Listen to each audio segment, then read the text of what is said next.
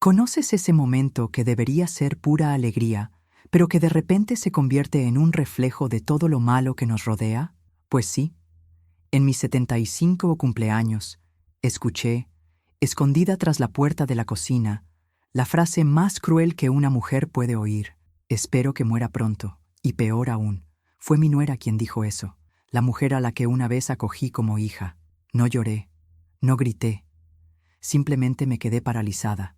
En ese momento, me di cuenta de que lo que me había consumido durante los últimos meses no era la edad, era veneno emocional. La manipulación silenciosa, el dolor invisible y el abandono disfrazado de cariño empezaron a tener sentido. Estaba siendo destruida por dentro. Y no era solo una metáfora. La mayor traición familiar de mi vida se consumía a diario en forma de medicamentos alterados, sonrisas falsas y abrazos calculados. Mientras todos cantaban «Feliz cumpleaños», veía ruinas familiares tras las velas del pastel. Fue entonces cuando lo comprendí. O me elegía a mí misma, o moriría haciéndome la víctima. Esta no es una historia de desesperación. Trata de una supervivencia silenciosa, de cómo una mujer puede renacer a los 76 años, con dignidad, justicia estratégica y un plan más elaborado que cualquier proyecto que haya emprendido. Porque sí, soy arquitecta, y esta vez el proyecto era mi propia vida. Hoy quiero compartirlo todo contigo, porque quizá, como yo, sonríes mientras te pudres por dentro. Quizá alguien a tu lado lleva una máscara de preocupación, mientras se prepara lentamente para tu caída. Si ese es tu caso, necesitas escuchar esta historia hasta el final. Aquí conocerás la historia de cómo transformé mi hogar en un legado, cómo usé una cena como escenario para la revelación, y cómo la justicia puede llegar tarde, pero nunca falla. No saldrás de esta historia de la misma manera que entraste. Así que, respira hondo y ven conmigo. El día amaneció con ese extraño silencio, como si el mundo supiera lo que yo aún desconocía.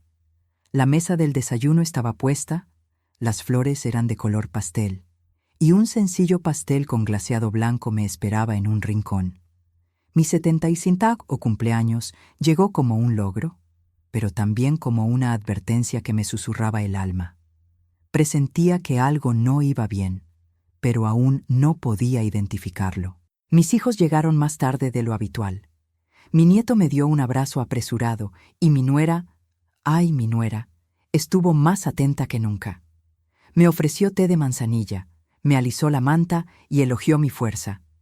Pero había un brillo frío en sus ojos, una preocupación que parecía más control. Me senté en el sillón de la sala, con la manta sobre las rodillas y la mirada fija en la chimenea apagada. Afuera, el sol se filtraba tímidamente por la ventana, y en mi interior una densa niebla se acumulaba. El dolor articular ya era común, pero en los últimos meses, algo diferente me consumía. Una fatiga que no se aliviaba con el descanso. Al levantarme para ir al baño, oí voces que venían de la cocina. Me acerqué sigilosamente. La puerta entreabierta reveló a mi nuera y a mi hijo hablando en voz baja. Fue entonces cuando ella dijo, con un tono seco y risueño: «Espero que muera pronto. No podemos esperar tanto». En ese momento, mi alma pareció caer en un pozo helado. El tiempo se detuvo. Quise gritar, exigir explicaciones, pero algo dentro de mí me instaba al silencio. Un silencio estratégico. Era como si mi intuición me dijera: calma, observa, descubre y luego actúa. Y eso hice. Regresé a la sala sonriendo, como si nada hubiera pasado. Fingí sorpresa al ver el pastel, les agradecí las felicitaciones de cumpleaños y corté el primer trozo. Cada gesto que hacía allí era una máscara, de fragilidad, de confianza, de cariño, pero por dentro contaba los segundos y rehacía planes. No iba a morir, así no.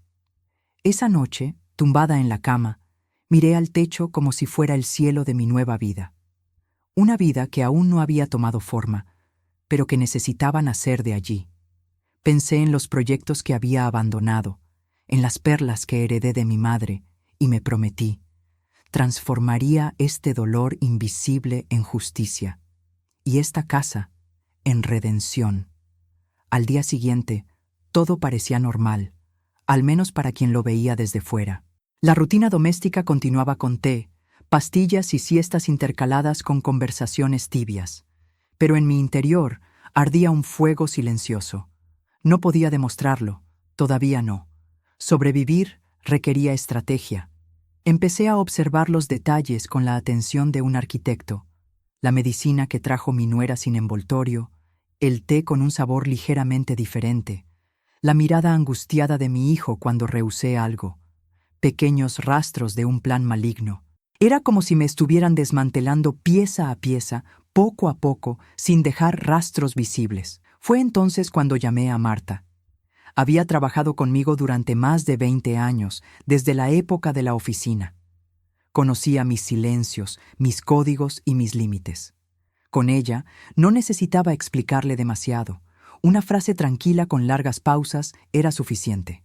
Cuando escuchó mi petición de café, vino esa misma tarde. Nos sentamos en la cocina, donde tantas veces habíamos compartido sueños y bocetos de proyectos. Pero esta vez, el proyecto era diferente. Compartí algo de lo que había oído, tanteé el terreno, y ella lo entendió enseguida. «¿Quieres que me quede, verdad?» Asentí. Me sujetó la mano con firmeza. «Estoy contigo, de principio a fin». Esa fue la primera luz que se encendió. A partir de ese momento, comencé el juego del disfraz. Seguí sonriéndole a mi nuera, le agradecí cada taza de té y elogié su dedicación a la casa. Cuanto más creía tener el control, más libertad tenía yo para moverme entre bastidores. Era como diseñar una trampa con una precisión milimétrica. Las noches se convirtieron en mis aliadas. Cuando todos dormían, revolvía la despensa, anotaba las etiquetas, escondía pastillas y empezaba a registrarlo todo en un cuaderno metido dentro de un libro falso. Era mi diario de guerra. Sabía que la justicia no llegaría sola. Tendría que ser provocada, planeada y orquestada. Fue en ese momento que dejé de ser una víctima. El dolor seguía ahí, por supuesto, pero seguía adelante. Me negaba a marchitarme como una sombra de mi antiguo yo.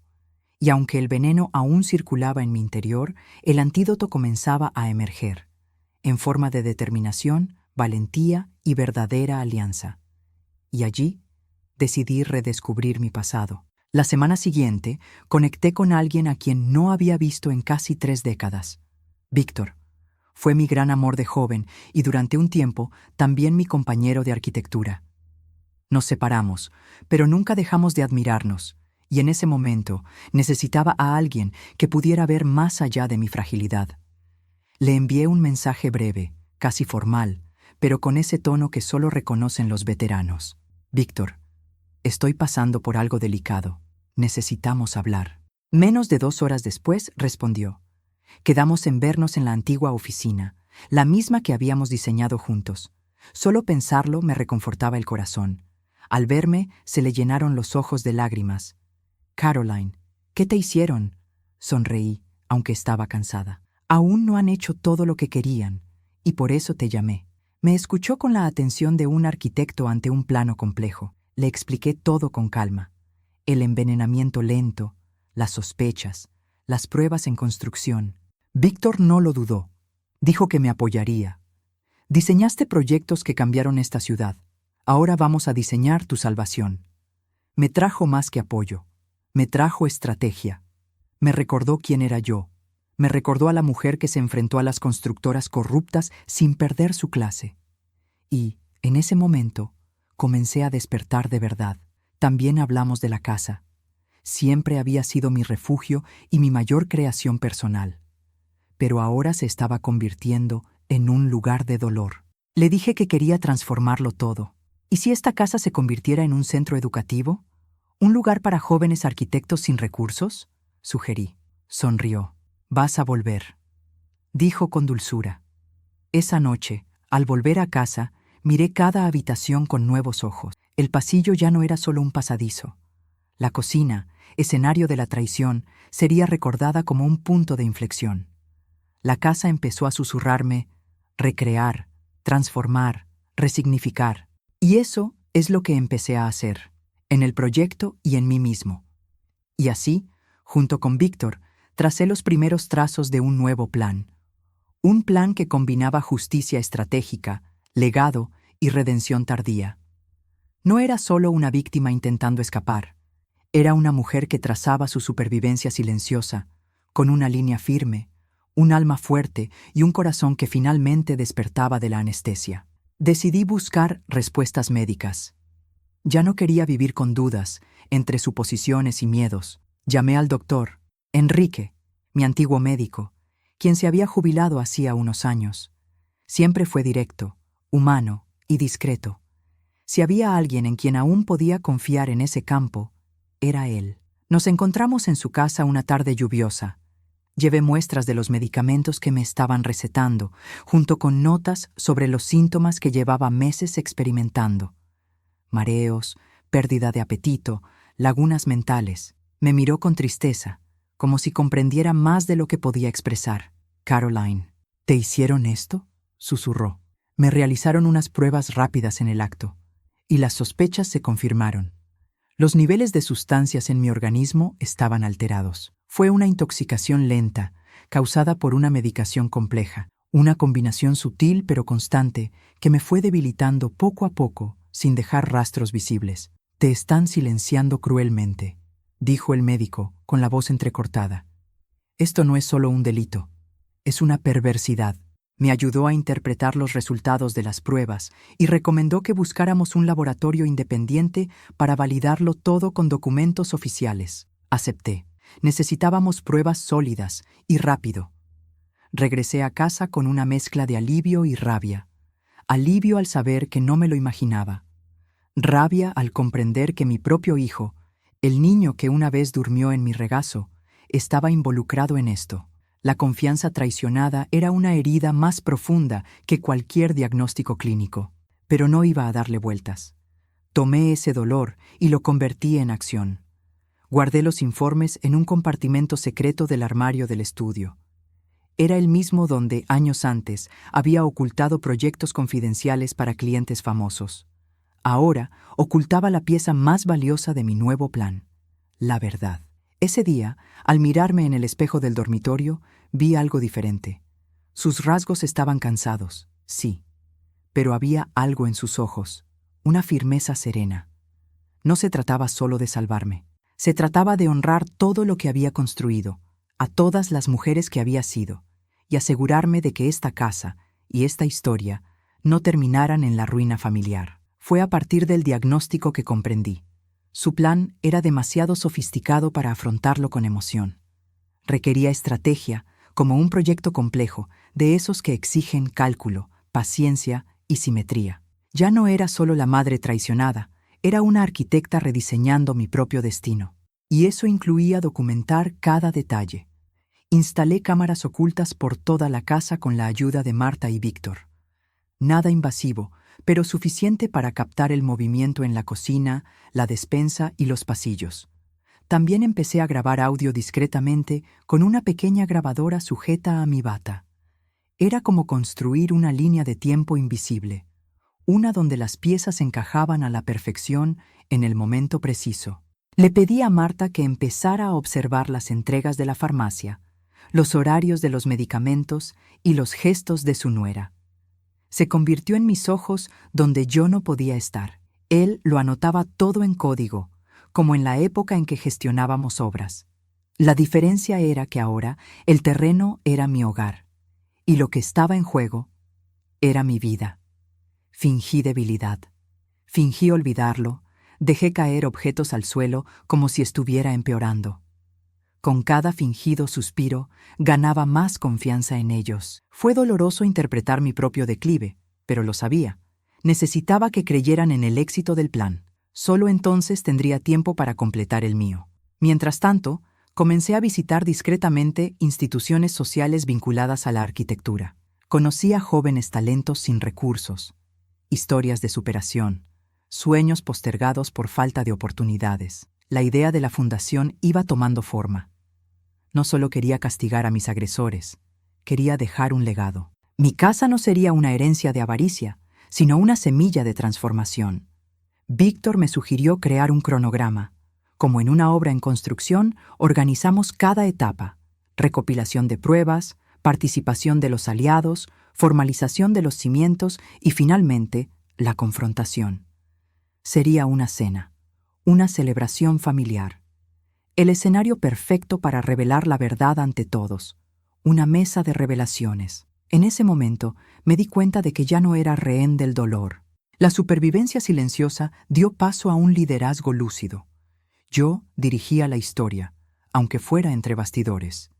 Y entre copas de champán, cámaras discretas y miradas fingidas, comencé a planear el desenlace, porque nadie sospechaba que la mujer debilitada era, en realidad, la autora de un plan brillante. La casa empezó a transformarse de forma casi simbólica. Cada detalle, cada pieza de decoración, cada planta rediseñada, era como si limpiara el espacio de las sombras que lo rodeaban. Al mismo tiempo que preparaba el escenario para la cena final, moldeaba los espacios en lo que se convertirían. Salas de aprendizaje, de creación, de esperanza. Anuncié una cena familiar con el pretexto de celebrar mi recuperación. Me aseguré de invitar a todos, a mis hijos, a mi nuera, a algunos antiguos compañeros de trabajo y a 2 representantes de una organización benéfica socia de la futura fundación. La excusa fue simple: dar las gracias. Pero en realidad, todo lo que allí ocurriera sería grabado, incluyendo audio y vídeo. Víctor se encargó de los aspectos técnicos, posicionamiento de la cámara, calidad del sonido y coordinación con los aliados. Yo me encargué de la estética. La mesa tenía que estar impecable, copas de cristal, manteles de lino, velas encendidas. Todo era hermoso, acogedor y simbólico. Un deleite para la vista y un tributo para las almas. En el centro de la mesa coloqué el collar de perlas que heredé de mi madre, un símbolo de fuerza y dignidad femeninas, transmitido de generación en generación. Junto a él, una foto enmarcada de mis hijos pequeños y yo. Quería que vieran el contraste, la mujer que los crió y la mujer que ahora los enfrentaba. Marta se encargó de servir el vino y la cena. El plato principal fue el mismo que en mi primera cena navideña como madre soltera. Sí, todo tenía un propósito. Cada aroma, cada recuerdo, cada suspiro, contenía un trocito de la historia que estaba a punto de contar, con hechos, pruebas y valentía. Antes del brindis, pedí la palabra. Las miradas se cruzaron. Las sonrisas se desvanecieron. Mi nuera apretó suavemente el brazo de mi hijo. Sabían que algo se avecinaba, pero no podían imaginar la magnitud. Respiré hondo. Toqué el collar que llevaba al cuello y dije: hoy, más que celebrar la vida, aclaremos algunas verdades. En ese momento, la sala quedó en silencio. Sabía que no habría vuelta atrás, pero también sabía, esa mesa no era solo un lugar para comer. Era el centro de mi justicia estratégica, y estaba lista para servir, no el plato principal, sino la verdad en su forma más cruda y reveladora. Tras mis palabras de apertura, se hizo un silencio incómodo. Algunos invitados rieron nerviosamente. Otros lo disimularon, revolviendo sus copas. Mi hijo intentó suavizar el ambiente. Creo que mami estuvo un poco emotiva hoy, ¿no? Pero no sonreí. Simplemente miré a la cámara oculta en la lámpara y empecé a contarles los últimos meses. Relaté los síntomas extraños, las pruebas, los medicamentos adulterados. Mostré copias de los informes médicos y videos de los intercambios sospechosos de mi nuera en la cocina. Cada prueba era como un ladrillo que se ponía en los cimientos de la verdad. Y allí, frente a todos, construí lo que creían que nunca existiría: la justicia. Mi nuera palideció. Intentó interrumpirme, llamarme paranoica, pero los videos hablaban por mí. Las grabaciones mostraban frases susurradas, miradas cruzadas, manipulaciones silenciosas. Era como ver una película de traición familiar, solo que esta vez la víctima era la directora de su propio guión. Víctor entregó una memoria USB a los representantes de la fundación. Esta es la prueba que demuestra por qué esta casa necesita cambiar de manos. El impacto fue inmediato. Mis colegas me miraron con respeto, algunos con lágrimas en los ojos. Mi historia no se trataba solo de envenenamiento, sino de resistencia. Mi hijo intentó irse, pero Marta bloqueó la puerta con calma. No gritó. Simplemente dijo: mereces ser escuchado hasta el final. Entonces comprendí cuánto más poderosa puede ser una verdadera red de apoyo que cualquier vínculo de sangre. Las relaciones abusivas se estaban desmoronando y en su lugar emergía algo nuevo, la fuerza colectiva. Al terminar, levanté mi copa de champán, no en señal de celebración, sino de liberación. Les agradezco a todos por venir. Hoy, esta casa deja de ser una prisión y se convierte en un proyecto. El legado que intentaron destruir inspirará a generaciones. El brindis resonó como una campana de nuevos comienzos. Y nadie allí olvidaría jamás esa noche. Después, me senté solo unos minutos. Miré la mesa deshecha, los vasos vacíos, las perlas sobre el mantel, y sentí algo que no había experimentado en mucho tiempo. Paz. El dolor invisible seguía ahí, pero ahora venía acompañado de significado.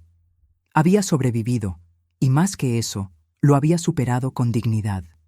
2 días después de la cena, las pruebas fueron entregadas oficialmente a las autoridades. En silencio, como siempre, seguí el proceso inicial.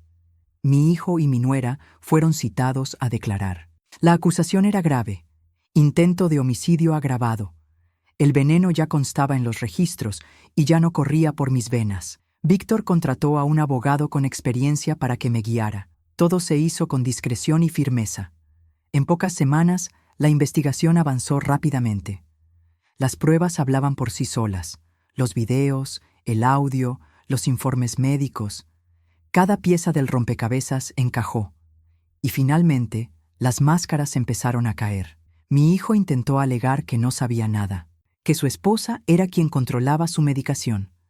Pero las conversaciones grabadas demostraban lo contrario. La justicia ya no necesitaba testigos. Los hechos estaban a la vista de todos. Era extraño verlo en ese papel, el niño que una vez acuné, ahora escoltado por la policía. Mi nuera, en cambio, se derrumbó. Intentó negociar, chantajear emocionalmente, hacerse la víctima. Pero la manipulación silenciosa no tenía cabida. Las palabras que pronunció el día de mi cumpleaños quedaron grabadas. No solo fueron crueles, sino que evidenciaron su intención. La justicia fue lenta, pero segura. A medida que avanzaba el proceso, comencé a renovar la casa. Cada pared que caía, cada mueble donado, representaba el fin de un ciclo. Los cimientos empezaron a tomar forma. Jóvenes arquitectos, becarios, profesores voluntarios, todos empezaron a llegar. Lo que una vez fue un símbolo de abandono en la vejez, se convirtió en un caldo de cultivo para futuros brillantes. Los medios querían cubrir el caso, pero me negué. No quería que me vieran como víctima ni como mártir. Simplemente quería reconstruir, con dignidad, con propósito, con libertad, y sobre todo, con la paz de quien eligió no vengarse con odio, sino con la construcción. Era mi forma de venganza, transformar las ruinas familiares en cimientos de esperanza. Revisé cada detalle de mi camino, las luchas, los proyectos, los contratiempos. Me di cuenta de que no había sido en vano. Los cimientos no eran solo un edificio, eran mi nuevo comienzo después del dolor. Y allí, entre los rastros de nuevas vidas, comprendí: incluso los venenos más lentos pueden sanar, cuando el alma decide reconstruir. A los 76, me reinventé.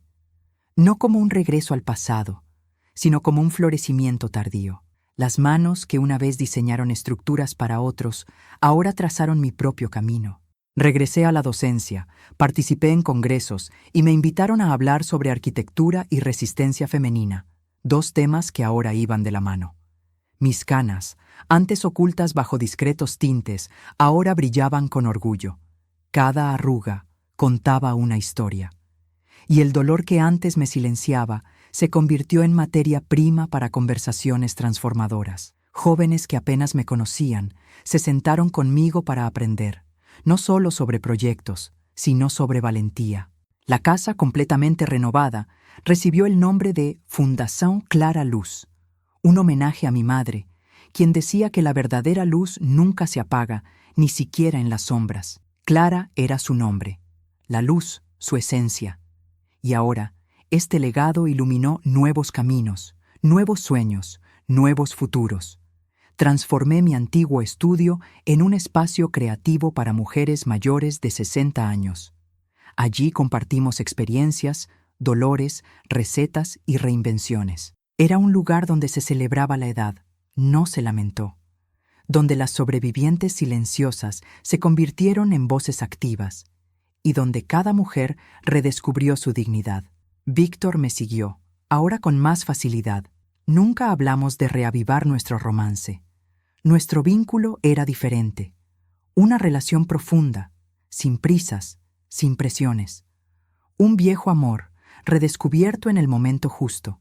Me miró con renovado respeto, y lo vi como quien me recordó quién era cuando casi lo había olvidado.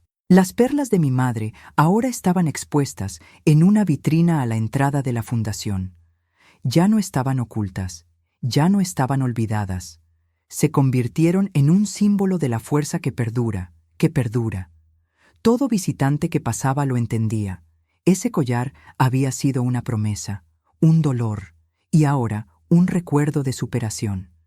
Rediseñar tu vida después de los 70 no es una utopía, es una elección, es resistencia, es una línea firme en una página en blanco. Y fue en esa línea donde redescubrí a la mujer que casi dejé atrás. No porque envejeciera, sino porque me hicieron perder la fe en mi propio valor. Nunca más. Meses después, recibí una carta de la prisión. Era de mi hijo.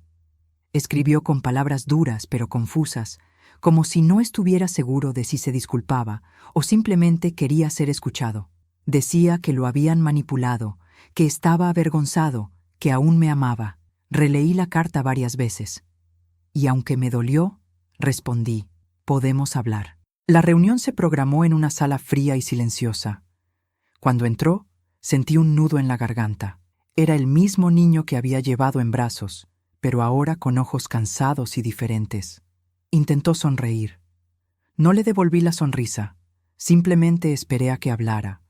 Y lo que oí fue menos una súplica de perdón y más un intento de justificarse. Solo quería hacernos la vida más fácil, mamá. Dijo que se encargaría de todo, que ya habías vivido suficiente. Las palabras salieron con esfuerzo, pero sin un arrepentimiento total. Él no lloró, yo tampoco. Me quedé allí, escuchando, como quien ve un edificio derrumbarse. Lentamente, pero sin esperanza de reconstrucción. Dije poco. Dije que no quería venganza, pero que la justicia era necesaria, que el amor sin respeto es insostenible, que la confianza, una vez rota, nunca regresa, y que el vínculo entre nosotros estaba roto. Eres mi hijo biológico, pero para mí, la familia es a quien le importa, y tú elegiste que no. Me levanté, me ajusté el abrigo y me preparé para irme. Me preguntó, ¿todavía me amas? Me giré lentamente y respondí, hoy elijo amarme primero. Fue lo más difícil que había dicho en mi vida, pero también lo más liberador. No había odio, había un final, y con él, la oportunidad de seguir adelante en paz. Al salir, respiré el aire frío con un extraño alivio. El peso que había cargado durante años parecía haberse quedado allí, entre esas paredes grises. Caminé hacia mi coche con paso firme, y por primera vez en mucho tiempo me sentí completo.